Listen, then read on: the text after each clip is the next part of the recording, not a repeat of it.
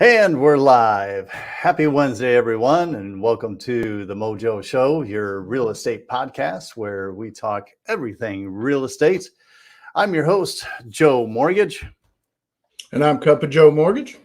This week's episode, we are continuing on with our 6-part series on decoding mortgage programs. And this week's episode, we are going to be focusing on down payment assistant mortgage programs. But before we get to that, Joe, I know you up there in Dallas, you guys we had it afterwards, but you guys had a bad storm yesterday. That was nuts. It woke me up at like 4:45 in the morning, and it was just the wind. It wasn't lightning. It wasn't thunder. The wind was ridiculous. I mean, they say different speeds everywhere, right? But right. Denton County Airport, they clocked them at 77 miles an hour. Wow. Some people said they were over 80. Whatever it was. I mean, we have my neighbor has big, tall, 100-foot oak trees, and 2 of them snapped. Really? Yeah, one of them was probably kind of dying anyways, but still, I mean, we've got these huge oak trees. I've got branches down. I got big branches down on a couple of trees too. I got a live oak that had a huge branch that was taken off. I mean, and I'm talking trees that were like this big around branches.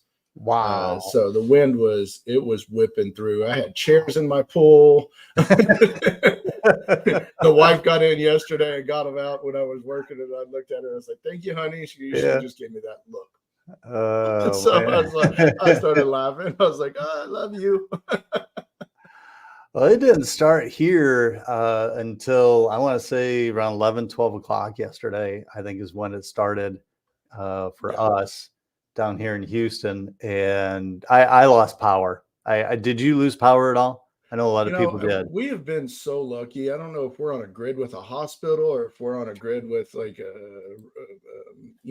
recovery center or anything like that, but we haven't lost power. We got lucky during Snowmageddon. We got lucky, now we lose power once in a while, but we got lucky. We didn't lose any power yesterday. I know we have other people that work with us, right? That's been without power.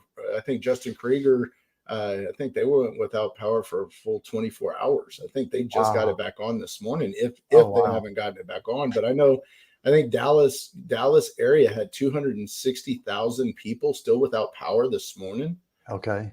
So it's ridiculous with the amount of things Encore, is trying to fix. But I think what did they say? 700,000 people without power yesterday at one point. Wow, amazing. That's a lot. Yeah.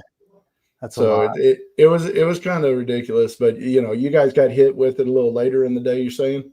We did. Yeah. I think it was around 11, 12 o'clock, something like that. We got hit. And I mean, it was, I'm sitting here in my office and all of a sudden it just got like midnight outside. Right. Well, I have a VA client that's closing out in Leesville, Deidre area, Louisiana. Okay. And I was talking with them and it was right around 12:30. They were getting ready to go to title company. They're like, "Oh my gosh, it's storming out here real bad." We're like, "We think it's the storm that came from y'all." And so the storm went a long way yesterday. It didn't die down much. But it was scary. I mean, I didn't hear any tornado sirens or anything like that, but I know some people around our neighborhood, they were taking shelter because they felt their house shaking. I went out to the marina and the top was blown off, but nothing compared. And I'm going to say this. If you live in the Valley View area, the Sanger area, and you went through the tornadoes last week, if there's anything we can do to try to help you guys, my son and my daughter, we'd come up and move things, if you see this, but we're praying for all of you guys that have been displaced. We used to, I don't know if you've seen it, Joe, Lake Ray Roberts has a marina up there. We used to have a boat in that marina and the whole marina gone. We have friends that have boats up there that are destroyed. The tornado through there, ripped through a bunch of people, and mobile home parks and things like that. We really praying for everybody. It's sad to hear. I mean, we can talk about the wind and things like that, but tornado and what those people are going through right now. Yeah, they lost everything. Not to bring into, but that kind of what today we're going to be talking about on some of these things that are displaced, you got insurance claims, or if you were renting a house that got destroyed, it's not that we want to try to do a loan. Heck, if you call us and you mention this show, I'll pay for your appraisal. We'll figure There out. you go. Let's do that. Let's do that. Anybody that's trying to buy a house that's been displaced or has gone through it, you mentioned this show, we'll figure out how to pay for your appraisal on that. Absolutely. That's we'll a take care of it. $675 value. Yep. So if you're watching this show, I'm going to put a cutoff date. Just in case, right? Because somebody might watch this show 2 years from now. But how about if you're watching this show, well, I actually would say if you come to us and you're trying to find a house by the end of June, would be the cutoff date. So 30 days from today, basically, is what we would do. I think that would help. But let's get into today, because I think this is huge about what we're able to do to help some people, especially for first-time home buyers, because just to kind of preference this a little bit for everyone. So 3 years ago, the way the market was, people were putting offers in on homes that were 30, 40, 50,000 over the list price. We were first-time home buyers. They weren't able to do that. So they were knocked out, put at the bottom of the pile. But today, those people aren't there. They bought their house. They bought it 2-3 years ago. Now the market that is left are the first-time home buyers. But in today's economy, let's all face it, it's tough to be able to save up that money, not only for the down payment, but also the closing costs, escrow, all those other things. So these down payment assistance programs can really help out those that are looking for homes today, especially first-time home buyers. But Joe, now I know you're the guru, you're the Yoda on DPAs, right? But tell our viewers, if you will, because there are some different types, types in regards to that they're repayable, and some that are not repayable as far as these, down payment grant programs. Yeah. Right. So that brings up, talk about the difference. That brings up a great point. So there's grants that you can get through either, a couple of Texas agency down payment assistance. There's also a grant through, we use United Wholesale Mortgage a lot. They have a grant also. And let's start with the grants. Grants were huge when rates were lower. I mean, we used to be able to get a grant for 5%. You had a higher interest rate. So I want everybody to understand, when you're looking at these programs, the ones that I'm talking about right now, the grants, the bonds, you're going to have a higher interest rate. Your lender does not pick that interest rate. Okay. There is one that we'll talk about where your rates can adjust based on credit and everything else. But most down payment assistance programs, if they're state funded or they're through a state agency, the interest rates are picked for the lenders. And you can look them up. One of the websites is TSHAC. It's TSAHC. Excuse me. I always mess that up. And then the other one is TDHCA. You can go to both of their websites. You can find the rates. They're posted publicly. So if you're shopping, but you're doing a down payment assistance, you just need to make a connection with that lender that knows what they're doing and have done these, because there are a lot of things and steps that go in there. But let's go into the grant program, because I know we always say that 30 minutes is a long time to talk, but we always go over. So the grant programs right now, I know TSHAC has a 2% grant program. 2% doesn't sound like a lot, but on a $300,000 purchase, you're talking about $6,000. That's going towards down payment or closing costs. Yeah. So in some cases, FHA, requires 3.5% down, and their grant program is only for FHA, VA, and USDA. Okay. So government loans. Right. Government loans. The 2% really helps, because now you're only having to come up with 1.5%. And if we can get seller concessions to do it, then now you're coming up with less than $6,000 for a down payment and things like that. But we got to work with the right team. Yes. I've got great realtors that are on my team. I know you have great realtors. Yes. I talked to one of them up in Michigan, really nice lady. But with this, that team that's working for you, that buyer's agent, Yeah. You know, they're going to go in and they're going to be like, okay, hey, we see a house that's $250,000. We know it'll appraise for probably $260,000. We need to get some seller concessions to offset closing costs because you're limited on your down payment. Well, then you might have to make that offer at $255,000, $260,000 to get that money if the house will appraise for that. Yes. But that 2%, it's a grant. The nice thing about a grant is you don't have to pay it back. Don't pay it back. It doesn't go as a lien on your house. Right. You know, so people don't look at that one as much anymore because it's only 2%. And I think we do a disservice to any of our first-time home buyers if we're not looking at it, because when rates drop, you know, hopefully, I say when, they're going to one day. It might not be this year. It might not be the first quarter of next year, but we do see them getting back into the 5s. If you're waiting for your interest rates to get back into the 3s to buy, you're probably 20 years out. I mean, I hope I'm wrong. I really do. But, you know, so with the grant in 6 months, if rates are better, well, we can refinance that. Exactly. And you're not having to pay it back. Yeah. So if you can take money out of your 401k, you know, or something like that, or we get enough seller credits just can't go towards the down payment. So there is going to be a little bit of money there. You can also get a gift from family. So that's why I like the grant programs, because you don't have to pay that back, and it's there to help people buy a house. Right. You know, so TSHAC and TDHC are the two biggest ones here. Or sorry, forgot. We got one more grant program. And that one is a set dollar amount, $5,000. And it's, what is it, Joe? It's SCPC. Yes. Yep. SCPC. So what a SCPC, don't ask me what it stands for. I do not know the whole acronym, and I probably should educate myself on that. But so SCPC, we do this and we put in where you currently live. If you live in an apartment, if you live in a house, it's concentrated more on lower income areas where you live currently, but it's a $5,000 grant. And so go ahead, Joe, I'll just real quick. Sorry. Of course, while you're talking, I had to look it up. So it stands for Special Purpose Credit Program. Okay. $5,000 grant. And if you remember, this is the one that will provide up to $500 additional for the appraisal and $500 additional for the home warranty. Yes, because that's on top of that 5,000. Yeah, so it's basically like 6,000, right? Yeah, but you have to put that 500 towards appraisal and that 500 towards home warranty. So you know, you get 5,000 truly towards down payment. Yep. So, you know, on something like that, if you're buying a $200,000 or $250,000 home, that's a good chunk of that down payment for you. Yeah.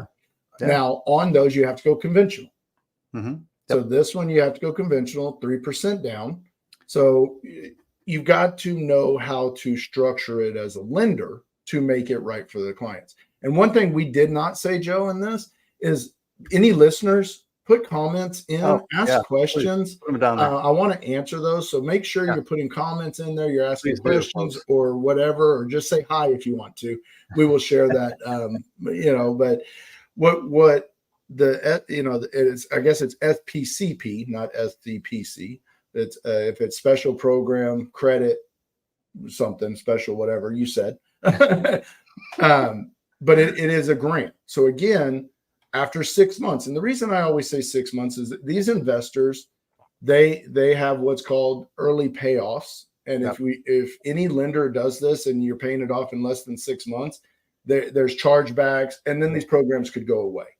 I went through the programs that should not have been out there, but a lot of programs that should have been out there went away during the first kind of mortgage crash, I would call it, in 2008. That we finally got some back, like the bank statement deals, which we'll talk about next.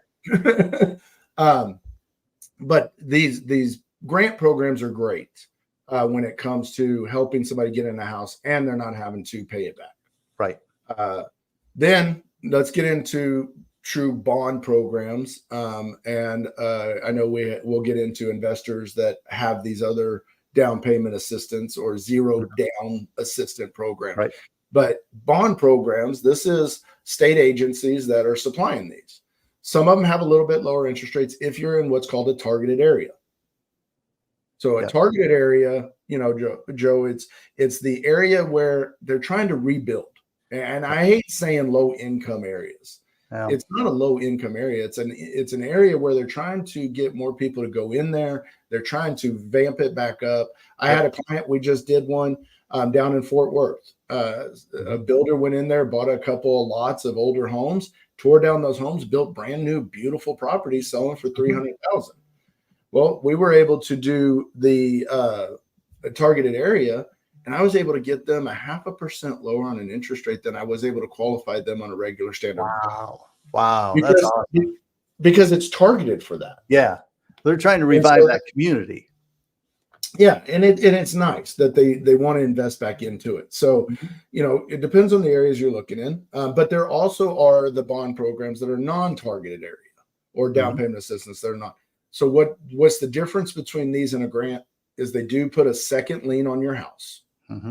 So there's ones that are forgivable after 3 years. You've done those, Joe. You know which ones those are. What that means is our clients, if you have 3 years that you're going to be in that house and you're okay with the higher interest rate, then you don't ever have to pay that back after that 3-year mark. It comes off, the lien comes off, it's released. Well, I tell all my clients, you're borrowing that money today to get into a house. It's at a 0% interest. But the thing about it is, if the interest rate falls enough to where we start saving you like $300 a month on your payment, and your break even now is there to pay that off, it makes sense to refinance. Yeah. But if that break even's not there, then wait the 3 years. Yeah, exactly. Yep.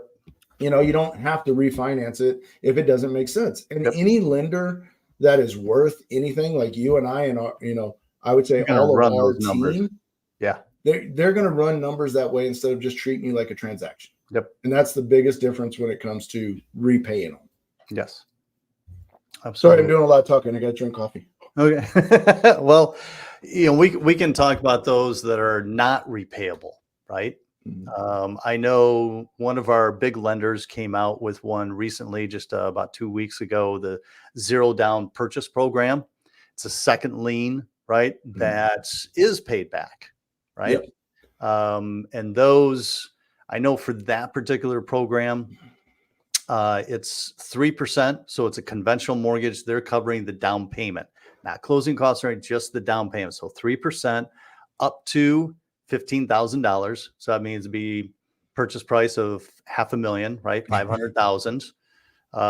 So they'll cover up to 15,000 as far as the down payment portion, but that's held as a second lien, right? So we're like, you were using the number before as far as a $300,000 purchase. Well, that's $9,000 held in a second lien, right? That doesn't collect interest. Right. It's just held there. But if you ever go to refinance the mortgage, because like what we were saying, you were just saying a moment ago, as far as the savings, we're going to run the numbers. You have to pay that second lien off, or if you sell the home, right? Yeah. Then that gets paid off, right? Yeah. But there's no interest being accumulated during the time that you have that second lien.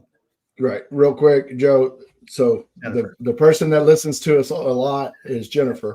She was the realtor on our client that we did the down payment assistance in Fort Worth. So thank you, Jennifer, for tuning in. We really do appreciate you. And I know she listens to these because the knowledge that comes from it. But Joe, you just brought up a great point. You brought up the investors one. Can you tell our audience what is the difference between the down payment assistance that I talked about, the grants, not really the SPCP one, but the other grant and the bond programs that I'm talking about with TSHAC and TDHC? What is the true difference between the investors DPA and those that you can, share with the audience? And I'm just testing you too. You're the guru on this. I'm the one learning from you on these things. Okay. Right. So the one thing is a $500,000 purchase, because you brought up that it would go up to $15,000. Right. Well, the investor programs, they don't have income qualifiers. That is the huge difference these programs. Is with TSHAC, with different city programs, which we'll talk about in a little bit, and these grant programs, they have an income limit. So it depends. One of them, like TDHCA, depends on how many people you have in your household. If you're a first-time home buyer, Okay. you know, they do have down payment assistance if you're not a first-time home buyer, but they, you know, it's different. So the big difference between the state ones and the city ones and the investors is income. Yes. So you might make, you know, $200,000 a year. You're not going to qualify for the ones that we talked about in the beginning. Right. You know, I think most of them, I think T-Shack is the highest. I think it's like 121,000 in the DFW area for a family of two or more. And I think TDHCA is like 95,000. So, you know, it depends on which program.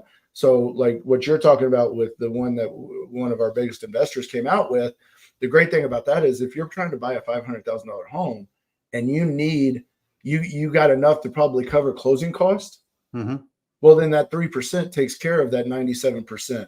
And, you know, we can go up 97% up to 760,000, 766,000 here in the DFW area. But that bond program only goes up to 500 basically for the 3%.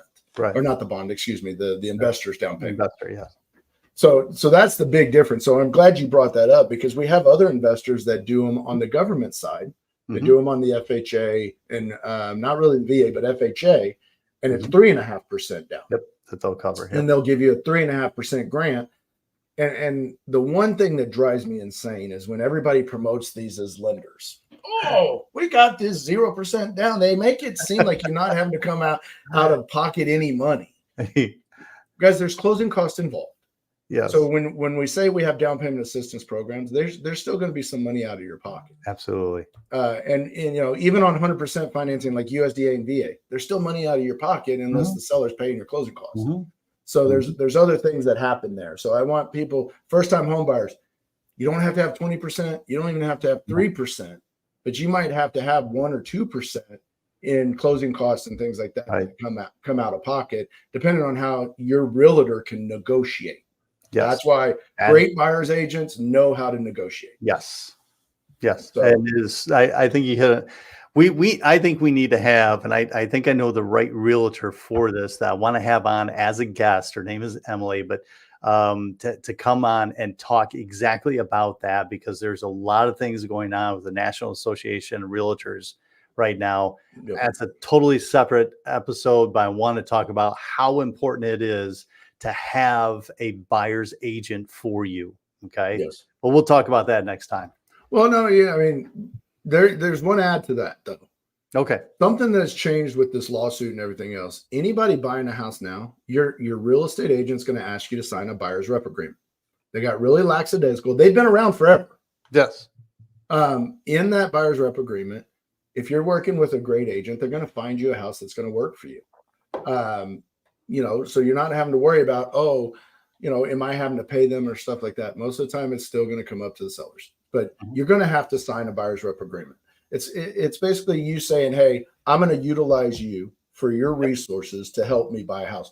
Yes. I wish you're going to use me as a lender, because then I wouldn't have to worry about, you know, the people leaving me for a builder's lender. But that's a different story. I will always, and Joe, you're the same way. We will always do the right thing for clients. Yep. If it's the right thing for the client, it's better to do that than try to get along. Exactly. But okay, back to the investors programs. Okay.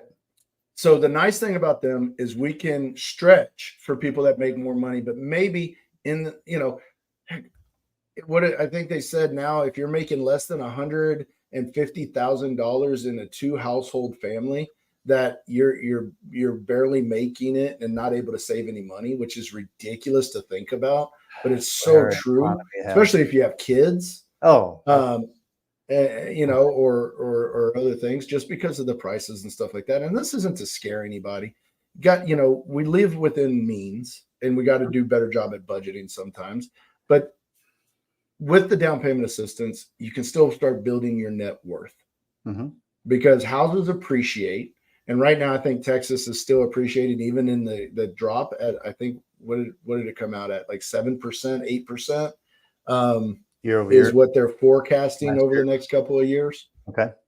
And because we still have so much growth coming in. Now, also, that's on average. There's going to be some areas that are lower. There's going to be some areas that are a lot higher. So still having that appreciation.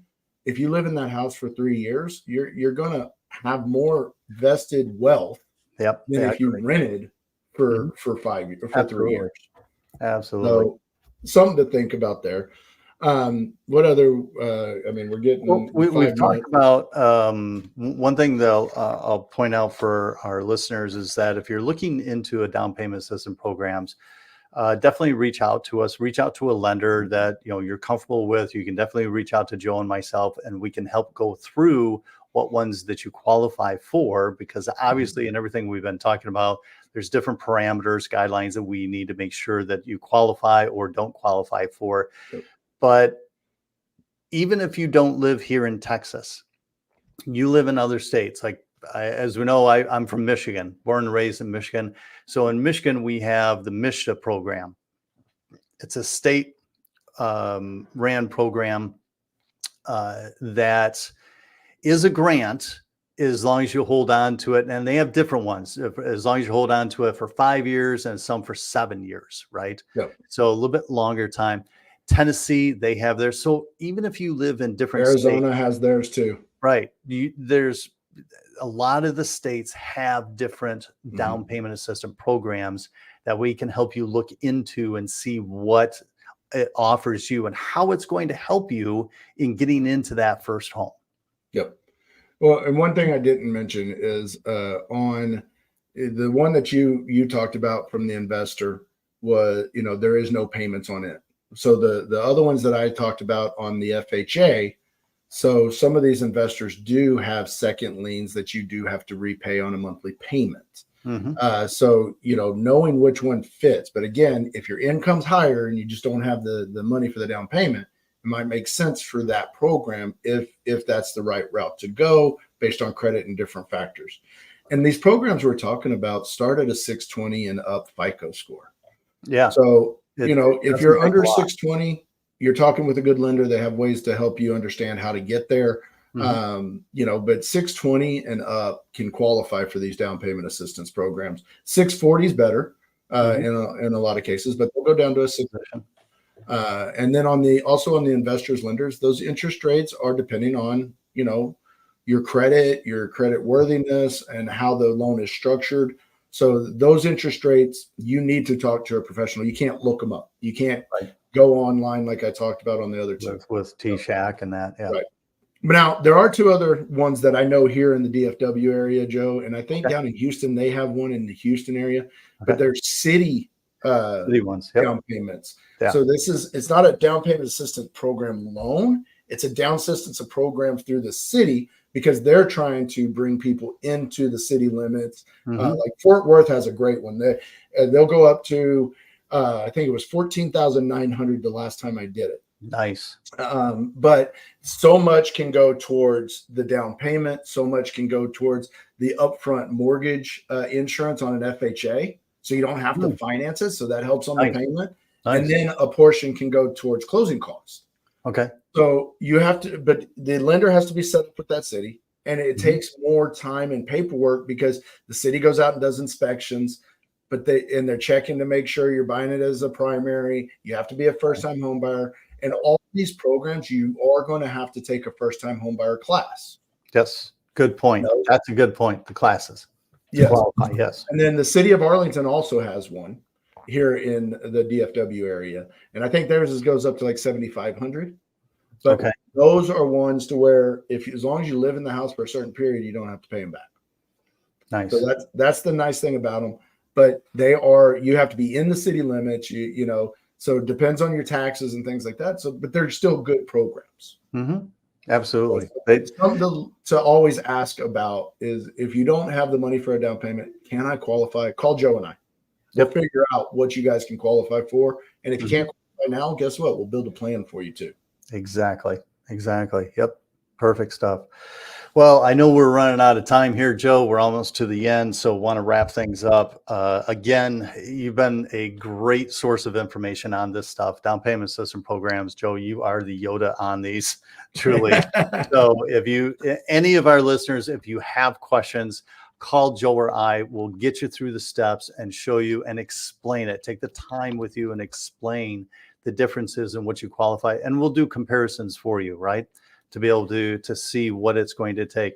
And, hopefully we'll be able to help you get into that first home. If not today, then, a few months down the road and building the plan for it. Next week, we're going to continue on with part 3 of our 6-part series on decoding mortgage programs. We're going to be covering mortgages specifically for self-employed borrowers. So those of you that are self-employed, whether you own your own business or you're doing, Grubhub or Lyft or whatever, self-employed 1099s as well. We're going to be covering different loan programs, mortgage programs specifically for you on that. So make sure you tune in next week at our usual time, Wednesday morning, 9 a.m. Central Time. Want to thank everyone for tuning in today into today's show. I need more coffee. If you want to catch up on our past episodes, you can always go to our YouTube channel, The Mojo Show Real Estate Podcasts. And while you're there, please hit the subscribe button because we are on a mission to get to 1,000 subscribers, which I know with your help, we'll definitely get there. Oh, look at that. Ashley jumped on. Ashley did. If you're looking in Pennsylvania or Texas and you don't want Joe and I, Ashley is a wonderful loan originator that works with us. And she talked about, we did the investors. We're going to be doing investors and loans for investors. Yes. Ashley is a guru in that one. And Ashley, we're probably going to call you and ask you to be on the show just to let you know. Joe, I already did. You did? I did. Yep. And she jumped all over. She said, heck yeah, man. So awesome. We're going to have Ashley on a few weeks from now to do investor ones. But again, next week, we're going to be covering self-employed borrowers. So thank you everyone for tuning in. Joe, any last comments before we sign off? Hey, stay safe out there. This weather is nuts right now. And I appreciate anybody and everybody that's tuned in and watched. Stay safe. Well, I'm Joe Mortgage, and that handsome guy there with the beard is Cup of Joe Mortgage, and we'll see you next week.